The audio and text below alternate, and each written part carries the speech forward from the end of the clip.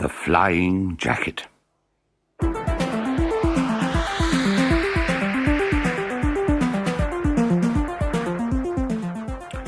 Professor Popov lived with his wife in a fine yellow house by the seaside. He spent his days teaching, gardening, and fishing, and most of the time he was very happy. Just two things made him miserable. One was buying clothes for himself, and the other was travelling by train to his meetings in London. One fine morning, in fact it was midsummer's morning, the professor was digging in his garden when he heard an awful ripping noise right behind him. "Oh, dear," he muttered. "I have a horrible feeling. That's my jacket." The professor was right. His jacket was so old and worn that it had split completely in two. He could still wear it if he buttoned the front together and put it on the wrong way round, but even the professor realized that it looked rather silly with the split part flapping loose at the front and the row of buttons down his back. "Oh, it's no good," he sighed. "I shall have to buy a new one." And he hurried off to see his tailor. Now, on Midsummer's Eve, some naughty elves had crept into the tailor's shop and put magic into a jacket standing in the corner of the window. They had made it into a flying jacket. This meant that if anyone was wearing it and wished to be somewhere else, the jacket would at once fly up into the air. Of course, Professor Popov didn't know anything about this. When he saw the jacket in the window, he decided to have it because he liked its green and brown check pattern. So he went into the shop to try it on. The tailor was delighted that at last someone wanted the old-fashioned jacket. "Oh, it fits beautifully," he said, as he helped the professor put it on. "Could it be made for you?" The professor happily agreed. "There's no need to wrap it up," he said. "I'll keep it on and give my wife a pleasant surprise. She's been complaining about my old jacket for months and months." The professor paid his money and walked out of the shop feeling very proud. He was looking forward to showing off the jacket to his wife, but he thought that first he would catch some fish for lunch. So he marched jauntily down to the harbour, and before long he was out at sea in his little boat. "What a beautiful day this is," he said, as he looked up at the bright blue sky. And with a sigh of contentment, he reeled out his fishing line and cast into the perfectly calm sea. He had high hopes that he would soon get a bite, but time passed without even a tug at the line, and then the wind began to pick up. Large black clouds appeared on the horizon, and waves began to splash against the boat. "Oh, bother! Not only have I not caught a fish, but now my new jacket is getting wet. I do wish I were at home in my garden." The magic began to work at once. Up into the air went the flying jacket with the professor inside it. Good grief! What's happening? I'm flying. I'm flying towards the town. I'm over the pier. I'm over the university. I'm over my house. Then the jacket began to go down and down, slowly and gently. Well, I never. I'm in my garden.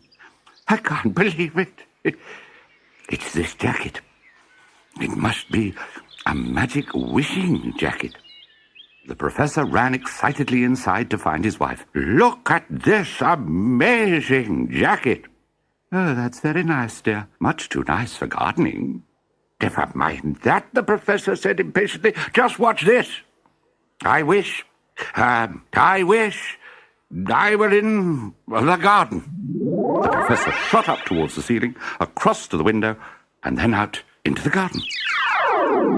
Mrs. Popov had never been so surprised in her life. She rushed out into the garden and just stood there, staring. "It's magic! It's a flying jacket," the professor called. It's incredible," stammered Mrs. Popov. "But just think, dear, how useful it will be. You'll be able to fly down to your meetings in London instead of making those train journeys that you hate so much." Professor Popov looked a bit doubtful. "I don't know if it's a long-distance jacket." Well, we'll see. You'll have to practice a lot first. I'll start right away. And the professor spent the rest of the morning flying in and out of the dining room window into the garden, learning to control the jacket. By the time the summer was over, Professor Popoff was an expert. At last, the exciting day arrived. He was to attempt the long journey to London to attend a meeting of professors. With a rucksack on his back, he marched cheerfully into the garden and waved goodbye to his wife. "Expect me back when you see me," he called. Then, taking a big breath, he said, "I wish I were in London." And he flew up into the air. "Hey, this is the way to travel to London," he chuckled as he soared over the patchwork of fields and villages. But he had not been flying long when he began to feel extremely hungry. "What I need is some sandwiches," he said, and he began to fumble through the contents of his rucksack. "Oh, fiddlesticks. I forgot to pack any food. All I've got in here are my pajamas and washing things." At that moment, the jacket gave a sudden swoop downwards as a silver monster roared just above him. He shouted, almost startled out of his jacket. "It's a big plane coming in to land. Oh, how I wish I was safely on the ground with something tasty to eat." The professor had forgotten that the jacket would act on any wish. He got quite a surprise when he began to drift down through the clouds, down and down, until he landed in the grounds of a school. The teacher of Class 1 also got quite a surprise when the visitor walked into her room. She thought he must be the school inspector and went off to get him some coffee and biscuits. While she was away, the professor played with the children. They were using poster paints, and the professor got very excited. "I'd really love to have some like that," he said. "We'll give you some," said the children, "and put them in pots for you." "All my favorite colors," he said. "Red and green and blue and yellow and purple, and orange." "Thank you very much." Soon it was time for the professor to go. The delighted children watched as he took off from the playground and disappeared into the clouds. He spread out his arms to steady himself as the wind began to howl round his ears. The wind was very strong. It was so strong that as the professor approached Newcastle, it blew all his paints into the clouds. "Oh, dear," he gasped. "I do wish I were in London." The magic worked quickly. In less than an hour, he was in London, addressing the meeting of professors. "My jacket can fly faster than a plane," he thought. "I could fly back home tonight and arrive in time for breakfast." And so, as night fell, the professor rose above a city which was a mass of twinkling lights. Exhausted by his eventful day, he soon fell fast asleep. He only woke up as he landed with a bump in his garden.